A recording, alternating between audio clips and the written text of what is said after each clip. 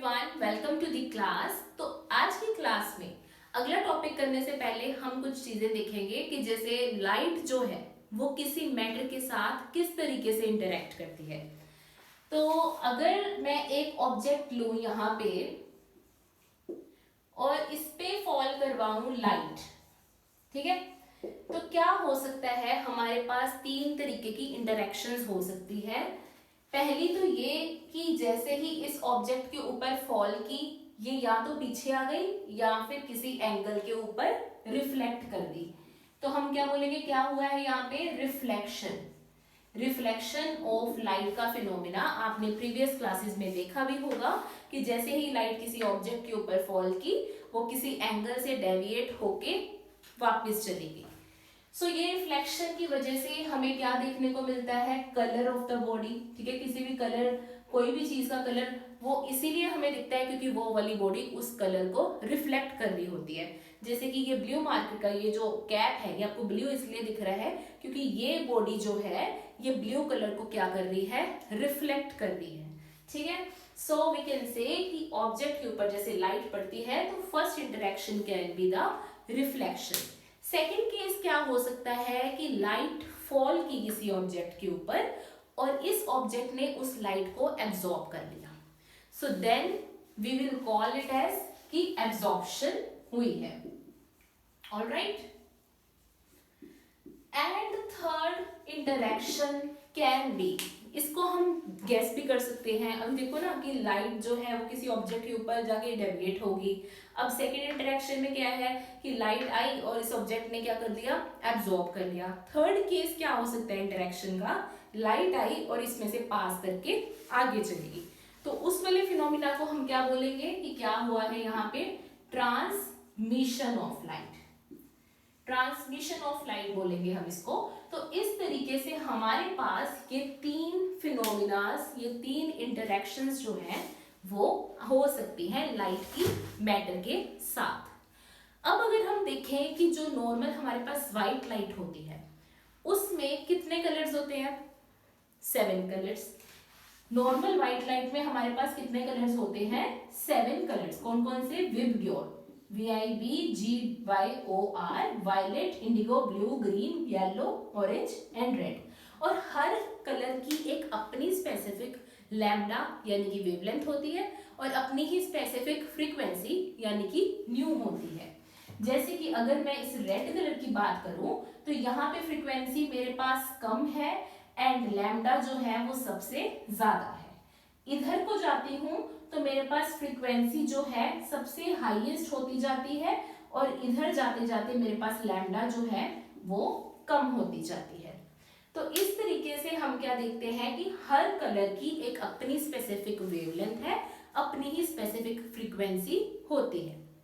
Okay, now we will study कि कभी भी आप किसी ऑब्जेक्ट को या आप किसी बॉडी को जब भी आप हीट करवाते हो, let's suppose we have this object और हमने इसको करवाया हीट, तो ये बॉडी जो है हीट अप होके कुछ अमाउंट ऑफ रेडिएशंस जो है उनको इमिट करती है।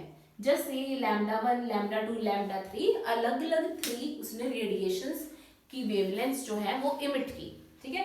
तो इस तरीके से इमिशन होता है जब भी हम किसी बॉडी को हीट अप करवाते हैं। Okay, so now in today's class what we are going to study, ऐसी ही बॉडी जो कि वेवलेंथ जो है इमिट करे और वो परफेक्टली इमिट करे हीट होने पे। अब क्या है इस वाली बॉडी और जो हम आज पढ़ने वाले हैं बॉडी, उसमें क्या डिफरेंस है।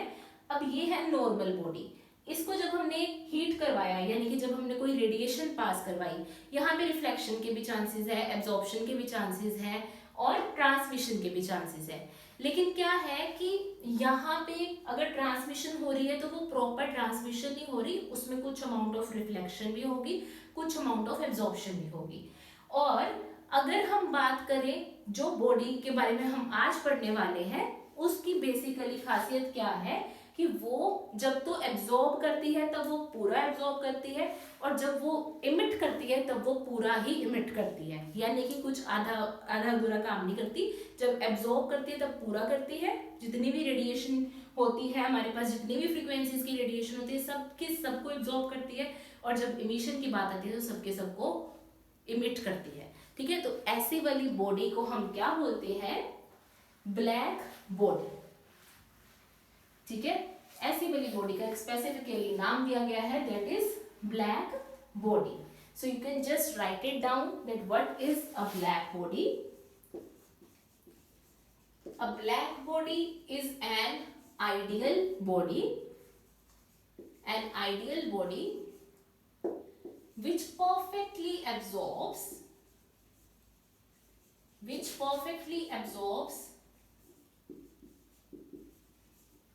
radiations, या फिर लिखो all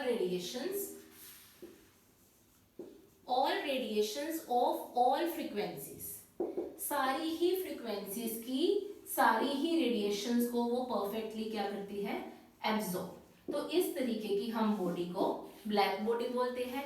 ठीक है, अब मैंने क्या बोला था कि ये इमिट भी करती है, तो आप इसके लिए डायरेक्टली इतना सा लिख सकते हो कि ये क्या है, perfect absorber as well as perfect emitter, perfect absorber and perfect emitter. ठीक है, तो आप इसके लिए ये 2 लाइंस में इसको समराइज कर सकते हो कि ब्लैक बॉडी होती क्या है। नाउ वी विल सी कि ब्लैक बॉडी तो ये होती है, लेकिन इन रेडिएशंस को क्या बोलते हैं जिसको वो इमिट कर रहा होता है। तो ऐसे वाली रेडिएशंस को हम क्या बोलते हैं, ब्लैक बॉडी रेडिएशन। ठीक है, तो ब्लैक बॉडी रेडिएशंस बेसिकली क्या होती है, जो हमारे पास इमिट होती है, emitted radiations by a black body. जो एक ब्लैक बॉडी रेडिएशंस को इमिट करेगी वो कौन सी होगी, black body radiations. Now students, हमारे दिमाग में ये डाउट पक्का आया होगा कि ब्लैक बॉडी एब्जॉर्ब करती है, ब्लैक बॉडी इमिट भी पक्के वाला करती है। अब ऐसा क्या खास है इसकी बॉडी में और बाकियों की बॉडी में कि ये वाला इसको करेक्टरिस्टिक मिला है। तो इसको जानने के लिए आपको अभी मैं एक डायग्राम से बताऊंगी कि ऐसे कैसी कोई भी लाइट गई वो अंदर एब्जॉर्ब ही होके रह जाती है, वो ट्रांसमिट नहीं हो पाती। उसके लिए अभी हम इस डायग्राम से देखेंगे। ओके, तो इसका अगर नॉर्मल सा मैं रिप्रेजेंटेशन देना चाहूँ तो मैं इसको इस तरीके से ड्रॉ कर सकती हूँ। एक छोटा सा होल छोड़ देती हूँ ताकि रेडिएशन अंदर आ सके। अब देखिए, एक बार कोई भी रेडिएशन इस छोटे से बिल्कुल जगह से आ गई अंदर। ठीक है, अब क्या है, इसकी स्ट्रक्चर ही इस तरीके से बनी हुई है कि जैसे आई, ये टकरा के इधर आई, तो ये टकरा के अंदर ही कैद होके रह जाएगी और अल्टीमेटली क्या है, अल्टीमेटली ये खुद ब खुद कहीं ना कहीं एब्जॉर्ब हो जाएगी, लेकिन बाहर नहीं निकल पाएगी।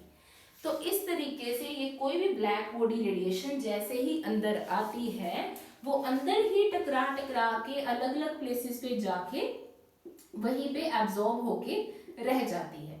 ठीक है, तो आप ये देख सकते हैं कितने पाथ्स इसने फॉलो किए, अंदर ही अंदर रिफ्लेक्शन होती रही। तो इस तरीके से जब ऐसे रिफ्लेक्शन हो रही है बॉडी के अंदर, तो बॉडी जो है वो एब्जॉर्ब कर रही है, और एब्जॉर्ब करने के साथ साथ क्या हो रही है, वो हीट अप भी हो रही है। तो हीट अप होने की वजह से अभी हमने क्या देखा कि कोई भी बॉडी है इस दुनिया में, चाहे वो ब्लैक बॉडी है या फिर नॉर्मल बॉडी है, जैसे ही वो हीट अप होएगी तो वो क्या करेगी, इमिट करेगी कुछ वेवलेंथ्स को या फिर फ्रीक्वेंसीज को। ठीक है, फ्रीक्वेंसीज को या फिर वेवलेंथ्स को वो क्या करेगी, इमिट करेगी। अब ब्लैक बॉडी के केस में ये है क्योंकि उसने एब्जॉर्ब सारी की सारी किए, तो अब यहाँ पे वो मैक्सिमम अमाउंट ऑफ वेवलेंथ्स को भी इमिट करेगा। बस सिर्फ इतना ही डिफरेंस है ब्लैक बॉडी और नॉर्मल बॉडीज में। ओके, सो अगर मैं बात करूं नॉर्मल बॉडीज की या ब्लैक बॉडीज की, अभी ब्लैक बॉडीज की बात कर रही हूँ, चलो पहले वही करते हैं कि कौन कौन सी ऐसी चीजें हैं जो कि इस तरीके से बिहेव कर सकती हैं। देखो, ऐसा तो हो नहीं सकता कि 100% एब्जॉर्ब कर ले या 100% इमिट कर दे, ऐसा प्रैक्टिकली तो पॉसिबल है नहीं। ठीक है, तो हम किसी भी बॉडी को, किसी भी नॉर्मल बॉडी को ब्लैक बॉडी तब बोल सकते हैं जब वो मैक्सिमम टू मैक्सिमम अपनी एब्जॉर्प्शन शो कर रहा हो और मैक्सिमम टू मैक्सिमम क्या है, इमिशन शो कर रहा हो। तो इस तरीके की बॉडी को हम ब्लैक बॉडी कह सकते हैं। ठीक है, तो अब इसको हम किस तरीके की एग्जांपल से समझ सकते हैं, जैसे कि मैं आपको आयरन रोड की एग्जांपल दूं। आयरन रोड जो है वो एक परफेक्ट ब्लैक बॉडी तो नहीं है, लेकिन yes near to black body जरूर कह सकते हैं हम उसको। तो हम उसके एग्जांपल से इसको समझ सकते हैं, क्योंकि इस दुनिया में परफेक्ट 100% इमिशन और परफेक्ट 100% एब्जॉर्प्शन वाली बॉडी अभी तक तो हमें पता नहीं चली है, ठीक है, और ना ही प्रैक्टिकली हम सोच सकते हैं कि वाकई ये पॉसिबल होगी। बट लेट्स सी दैट कि जो हमारे पास नियरेस्ट पॉसिबल एग्जांपल है दैट इज आयरन रोड, क्या हम उससे कुछ पढ़ सकते हैं इसके बारे में? तो लेट अस सी। जब आयरन रोड को हमने हीट किया तो इसने सबसे पहले क्या शो किया? रेड कलर की होगी आयरन रोड। और उसके बाद जब हमने इसको और हीट किया तब ये इसने कौन सा रेड से कौन सा कलर शो किया? ऑरेंज। और जब हमने इसको और हीट करवाया तब इसने ऑरेंज से ब्लू कलर चेंज कर लिया, ठीक है। तो इस तरीके से ये हमने कलर ट्रांजिशंस देखे कि आयरन रोड को हम जैसे ही हीट करते हैं तब वो red, then orange, then blue, इस तरीके के कलर्स में अपनी ट्रांजिशन करता रहता है। अब ये कलर्स हैं, कुछ ना कुछ वेवलेंथ्स भी होंगी, कुछ ना कुछ फ्रीक्वेंसीज भी होंगी, जैसे कि देख सकते हैं आप। पर यहाँ पे एक पैटर्न फॉलो हो रहा है, आप ये देखिए जरा। रेड कलर है तो रेड कलर की फ्रीक्वेंसी क्या थी? सबसे कम, या फ्रीक्वेंसी छोड़ो वेवलेंथ की टर्म में बात करते हैं। तो रेड की फ्रीक्वेंसी, रेड की जो वेवलेंथ थी वो क्या थी? सबसे ज्यादा, ठीक है। इनिशियली वेवलेंथ सबसे ज्यादा थी। फिर आप देख रहे हो ऑरेंज की वेवलेंथ जो है वो रेड से कम है और ब्लू की तो और भी कम है। तो फिर हमने क्या देखा कि जब हम डाउन द सीरीज जा रहे हैं या जब हम ज्यादा से ज्यादा हीट करवाते जा रहे हैं तो वेवलेंथ क्या है? गोज ऑन डिक्रीजिंग, ठीक है। वेवलेंथ जो है वो डिक्रीज हो रही है जैसे जैसे हम इंक्रीज करते जा रहे हैं टेम्परेचर। तो इस तरीके का फिनोमिना देखा गया। और जी हाँ, हम इसको एक ग्राफ के ऊपर भी प्लॉट करके देख सकते हैं, इसको अच्छे तरीके से समझ सकते हैं। इसी वाली इंटरप्रिटेशन को अगर हम ग्राफिकली देखेंगे, जो हमारे पास डाटा आया था उससे कैसे मैचअप हुआ। ये ग्राफ जो है वो बेसिकली दो चीजों में बनाया गया।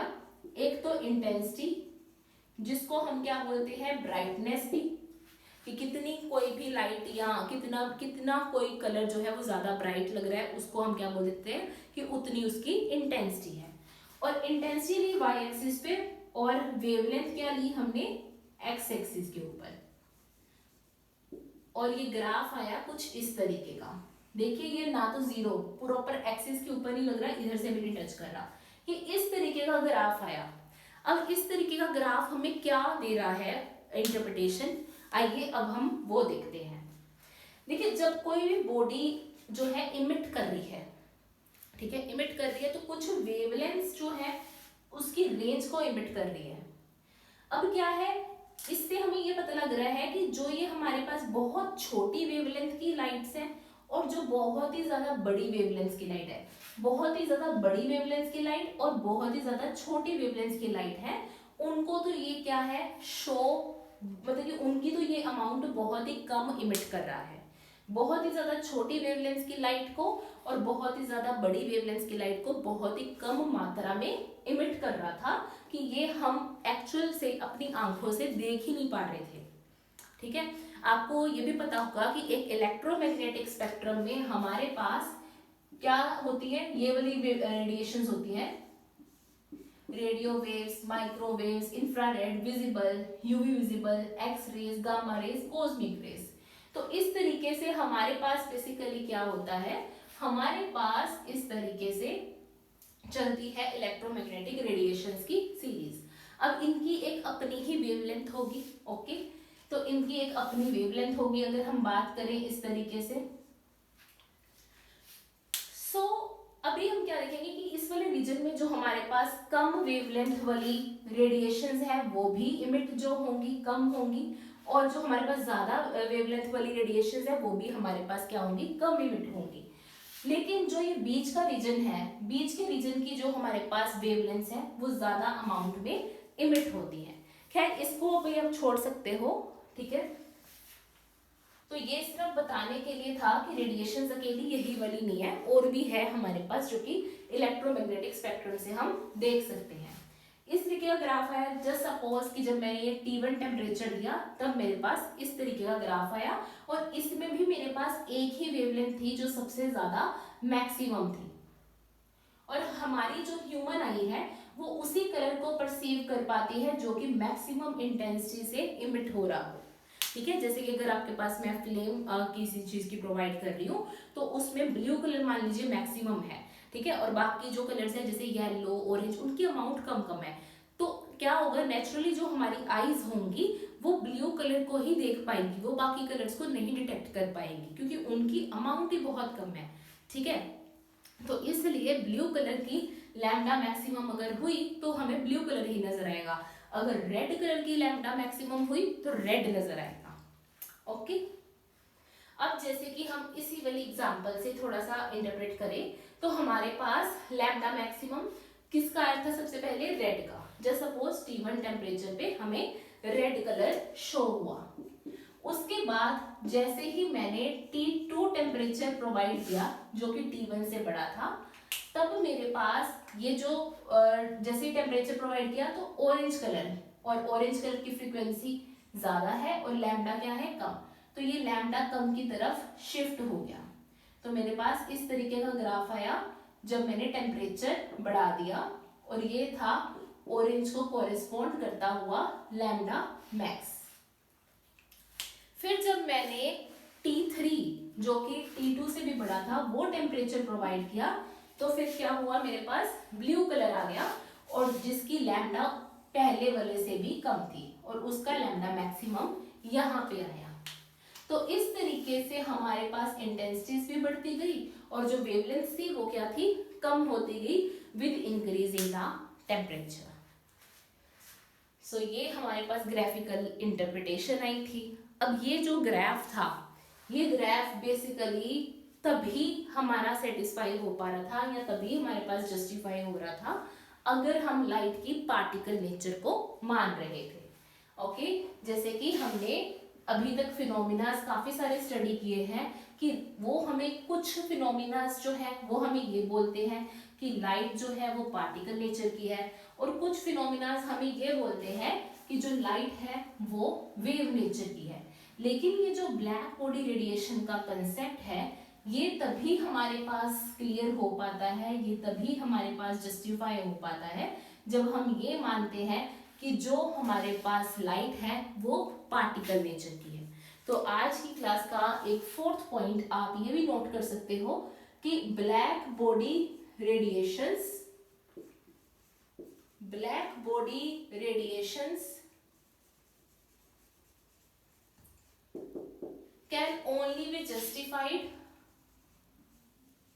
can only be justified if we consider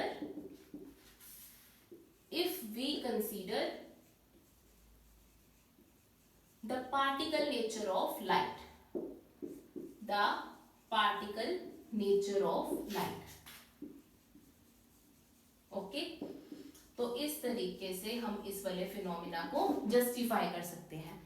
अच्छा, क्या होता अगर मैं इसको वेव नेचर मान लेती, तो अगर हम वेव नेचर मान के चलते तो हमारा ग्राफ थ्योरेटिकली इंटेंसिटी और वेवलेंथ के विद रिस्पेक्ट टू इस तरीके से आना चाहिए था अगर हम वेव नेचर को मान के चलते। ओके, पर ये ग्राफ इस तरीके से ना आके किस तरीके से हमें मिला, कुछ हमने अभी इसी तरीके से देखा, इस तरीके की हमें कर्व मिली, और ये कर्व हम तब तक डिफाइन ही नहीं कर सकते थे जब तक हम इसको पार्टिकल नेचर ना मान लेते। लाइट की पार्टिकल नेचर से ही ये वाली कर्व जो थी वो डिफाइन हो पा रही थी, तभी हमने बोला कि ये जो हमारे पास लाइट है वो पार्टिकल नेचर की है और ये ब्लैक बॉडी रेडिएशन जो है वो उसी से जस्टिफाई हो रहा है। वैसे अगर हम देखें तो ठीक है, मतलब ये बिल्कुल ही ऐसे जा रहा है कि लोअर वेवलेंथ पे ये इन्होंने मैक्सिमम दिखाई है, ठीक है, अगर वेव नेचर के अकॉर्डिंगली क्या कहते हैं कि लोअर वेवलेंथ पे सबसे हाई इंटेंसिटी, जबकि जो पार्टिकल नेचर के अकॉर्डिंग हमारे पास रिजल्ट आया उसके अकॉर्डिंग क्या था कि लोअर वेवलेंथ पे लोअर इंटेंसिटी। तो इतना बड़ा फर्क था इन दोनों चीज़ों की कंसेंट्रेशंस में। सो अल्टीमेटली ये वाला सक्सेसफुल रहा। ओके, तो आज का टॉपिक हमने पढ़ा। इस टॉपिक का अगर हम देखें कि यूटिलाइजेशन कहाँ पे है, हम क्यों ही इसको पढ़ रहे हैं और क्या फ़ायदा हो सकता है। वैसे तो बर्गलर अलार्म्स हो गए, है ना, और अगर आपने अंधेरे में किसी भी चीज़ का डिटेक्शन करना है, कई बार क्या होता है अंधेरा है, अंधेरे में हम किसी चीज़ को नहीं देख पाते, लेकिन हम कुछ इस तरीके के थर्मल स्कैनर्स डिज़ाइन करते हैं जिससे हम अंधेरे में भी चीज़ों को कैप्चर कर पाते हैं। खैर वो बहुत ही हाई रिसर्च की बात हो जाएगी, उसको छोड़ के अगर हम नॉर्मल से भी बात करें तो आपको पता है कि ये पर्टिकुलर टेम्परेचर पे ही इस तरीके की कर्व आती है ना। तो स्टार्स हो गए या फिर हमारे पास कुछ इस तरीके की सेलेस्टियल बॉडीज हो गई जिसको कि हम ब्लैक बॉडी की तरह मान सकते हैं। अब क्या है, उन्हें तो हमें टेम्परेचर पता नहीं लग पाएगा। अब ऐसा तो है नहीं कि हम वहां पे गए और थर्मोमीटर लगाया और हमें टेम्परेचर पता चल गया, तो वहां पे तो टेम्परेचर पता नहीं लग पाएगा। तो हम क्या करते हैं, यहाँ पे हम अपने इंस्ट्रूमेंट से उस स्टार का जो वेवलेंथ आ रहा होता है लाइट का, ठीक है, स्टार्स को देखते हैं, उनके कलर से जो हमें वेवलेंथ रिसीव हो रही होती है या जो वेवलेंथ की इंफॉर्मेशन रिसीव हो रही होती है उसको हम इस वाले ग्राफ के अकॉर्डिंगली कंप्यूट करते हैं, कैलकुलेट करते हैं, और अल्टीमेटली कितनी इंटेंसिटी आ रही है हमारे पास, कितनी वेवलेंथ की, उससे हम पर्टिकुलरली पता लगा सकते हैं कि किसी भी स्टार या किसी भी सेलेस्टियल बॉडी का टेम्परेचर कितना है। ठीक है, बेसिकली ये आपको एग्जाम में नहीं आएगा कि इस तरीके से आप क्या कर सकते हो इसकी application, but yes again it's useful for you to learn कि हम इंटेंसिटी और वेवलेंथ के डाटा से टेम्परेचर पता कर सकते हैं स्टार्स एंड सेलेस्टियल बॉडीज का। और भी बहुत सारे इंस्ट्रूमेंट्स हैं जो कि आप इसी कंसेप्ट को यूज करके बना सकते हैं। So this was all for today's lecture. अभी एक बार इसको समराइज कर लें कि क्या क्या हमने पढ़ा ब्लैक बॉडी के बारे में। हमने सबसे पहले ये पढ़ा कि जो ये लाइट है वो 3 तरीके के इंटरेक्शंस शो कर सकती है। First is reflection, then transmission, then absorption. फिर हमने देखा कि किसी भी बॉडी को जब हम हीट करते हैं तो वो कुछ पर्टिकुलर अमाउंट ऑफ वेवलेंथ्स को एमिट करती है, लेकिन ब्लैक बॉडी किस तरीके की बॉडी होती है जो कि बहुत ही ज़्यादा एब्जॉर्ब करती है, ठीक है, और बहुत ही ज़्यादा फिर इमिट भी करती है। तो इस तरीके की बॉडी को हम क्या बोलते हैं, ब्लैक बॉडी। आइडियल बॉडी हम इसको मान के चलते हैं, और आइडियल बॉडी जब हम इसको मानते हैं तब हम बोल देते हैं कि सारा का सारा एब्जॉर्ब करेगी और सारा का सारा इमिट करेगी। लेकिन ये बात हमें पता है कि सारा का सारा तो पॉसिबल नहीं, लेकिन बहुत ज़्यादा वर्ड हम इसके लिए यूज़ कर सकते हैं कि बहुत ज़्यादा एब्जॉर्ब करेगी और बहुत ज़्यादा रिफ्लेक्ट करेगी। ओके, और उसके बाद हमने देखा आयरन रोड को, अगर ब्लैक बॉडी जब हमने मतलब कंसीडर किया और उसके बाद हमने उसके कलर चेंजेस देखे कि किस तरीके से आ रहे थे कलर चेंजेस। फिर हमने एक ग्राफ प्लॉट किया अलग अलग टेम्परेचर्स के विद रिस्पेक्ट टू, और हमने क्या देखा था कि जैसे जैसे हमारे पास टेम्परेचर बढ़ रहा है वैसे वैसे ग्राफ जो है वो लोअर वेवलेंथ की तरफ शिफ्ट हो रहा था। फिर हमने ये भी चीज़ डिस्कस की थी कि ब्लैक बॉडी की किस तरीके की स्ट्रक्चर होती है। अगर हम छोटा सा जायजा लें तो वो स्ट्रक्चर ही इस तरीके से होते हैं कि एक बार रेडिएशन एंटर हुई तो वो वापस बाहर आ नहीं पाती, तो इसी तरीके से वो अंदर के अंदर रह जाती है और बॉडी हीट होनी शुरू होती है, एंड देन कुछ लैम्डास जो हैं वो उसके बाहर आते हैं। ओके, तो इस तरीके से हमने देखा कि ब्लैक बॉडी जो है वो उसी एक ही लाइट की पार्टिकल नेचर को कंसीडर करके हम इसको जस्टिफाई कर सकते हैं। अगर हम इसको वेव नेचर मानते हैं तो हमारे पास ग्राफ कुछ और ही आएगा जो कि एक्चुअल में आए हुए ग्राफ से मैच नहीं करता। इसलिए यहाँ से क्या कंक्लूजन निकलता है कि black body shows particle nature. So I hope the whole lecture is clear to you and it makes sense. Thank you so much for your patience.